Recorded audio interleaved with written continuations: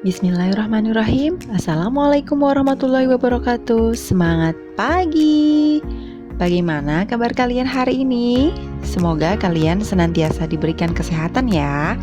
Pembahasan kita yang terakhir di tema 3 kali ini adalah tentang sistem pencernaan pada manusia.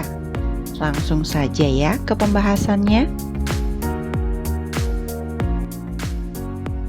Perlu kalian ketahui, pencernaan adalah proses melumatkan makanan yang semula kasar menjadi halus. Pencernaan pada manusia dibagi menjadi 2, yaitu pencernaan mekanik dan pencernaan kimiawi. Perlu kalian ketahui bahwa ada beberapa organ-organ pada sistem pencernaan manusia, antara lain mulut, rongga mulut, kerongkongan atau esofagus, lambung atau ventriculus, usus halus, usus besar, rektum, dan anus. Organ-organ yang membantu dalam sistem pencernaan yaitu kelenjar ludah yang terdapat dalam rongga mulut, hati, dan pankreas. Organ pencernaan kita yang pertama yaitu rongga mulut. Rongga mulut merupakan awal dari saluran pencernaan, di mana di dalamnya terdapat alat dan kelenjar pencernaan antara lain lidah, gigi, dan kelenjar ludah. Lidah berfungsi untuk mengatur makanan pada saat kita mengunyah dan membantu mendorong dan menelan makanan supaya masuk ke dalam kerongkongan. Selain itu, lidah berfungsi untuk mengecap rasa manis, asin, pahit, asam, dan pedas, serta peka terhadap panas, dingin, dan juga tekanan. Di dalam rongga mulut, terdapat 3 jenis gigi yang membantu proses pencernaan, antara lain gigi seri yang terletak di bagian depan atas dan bawah yang berfungsi untuk memotong makanan.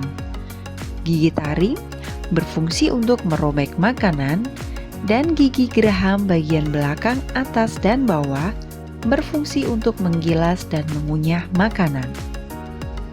Sedangkan pencernaan kimiawi yang terjadi di dalam mulut dibantu oleh ludah atau air liur yang dikeluarkan oleh kelenjar ludah yang terletak di bagian bawah lidah dan telinga. Air liur atau saliva mengandung enzim ptialin atau amilase yang berfungsi untuk memecah karbohidrat menjadi maltosa.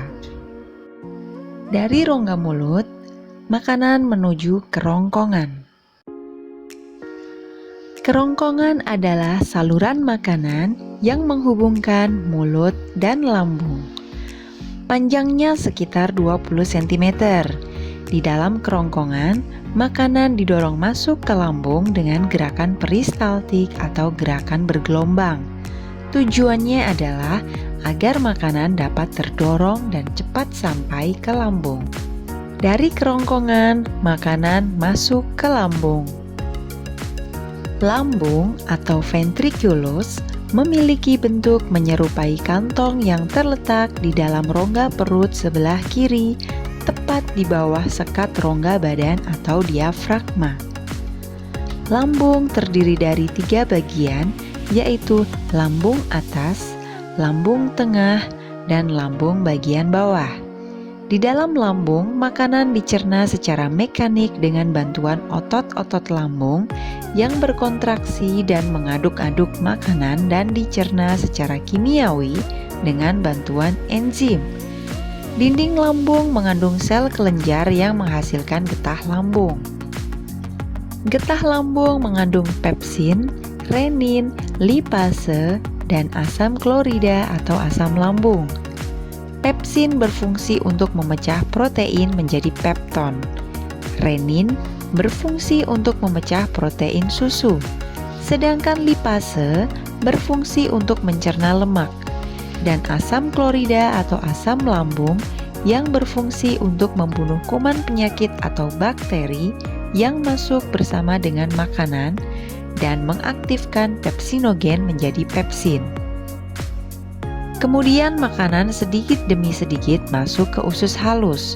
Proses pengosongan lambung berlangsung sekitar 2-3 jam.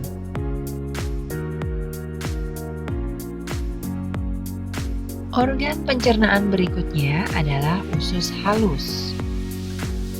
Usus halus merupakan saluran pencernaan terpanjang. Pada usus halus terjadi proses penyerapan sari-sari makanan. Usus halus terdiri dari 3 bagian, yaitu usus 12 jari atau duodenum, usus kosong atau jejunum, dan usus penyerapan atau ileum. Pada usus 12 jari bermuara pada saluran getah pankreas dan saluran empedu. Empedu dihasilkan oleh hati dan ditampung di dalam kantong empedu. Dari empedu akan dialirkan ke usus 12 jari. Empedu mengandung garam empedu dan memiliki zat warna bilirubin. Garam empedu berfungsi untuk mengemulsikan lemak dan zat warna bilirubin memberikan ciri warna coklat pada feses atau kotoran.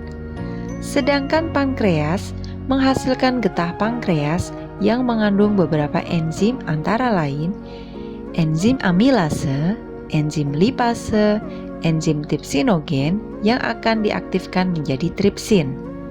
Adapun enzim yang berfungsi untuk menghancurkan makanan pada usus halus adalah enzim maltase, enzim laktase, enzim sukrase, enzim tripsin, dan enzim emperakinase. Hasil akhir dari pencernaan tersebut berupa glukosa, fruktosa, galaktosa, asam lemak, gliserol, dan asam amino. Makanan yang telah dicerna siap diserap ke dalam darah. Penyerapan sari-sari makanan dilakukan di dalam usus penyerapan atau ileum. Pada dinding usus penyerapan terdapat lipatan atau lekukan yang disebut dengan villi atau jonjot usus yang berfungsi untuk memperluas daerah penyerapan usus halus, sehingga sari-sari makanan lebih cepat dan banyak yang diserap. Dinding villi mengandung kapiler darah dan kapiler limfa.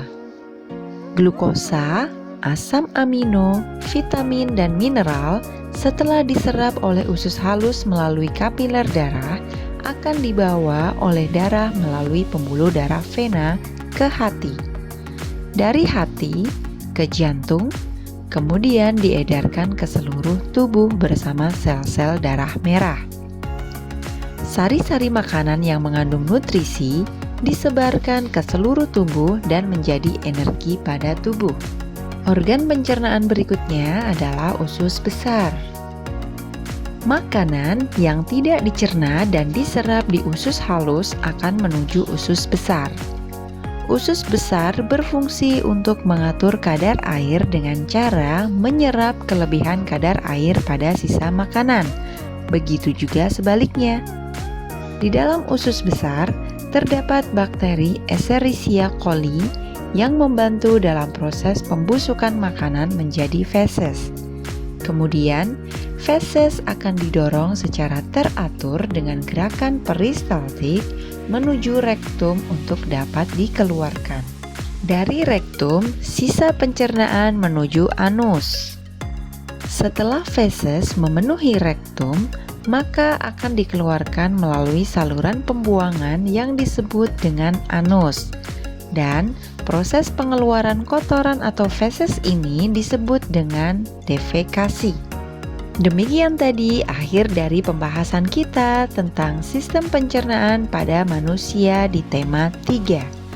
Semoga video ini memberikan banyak manfaat. Jangan lupa like dan subscribe-nya. Terima kasih, sampai jumpa. Wassalamualaikum warahmatullahi wabarakatuh.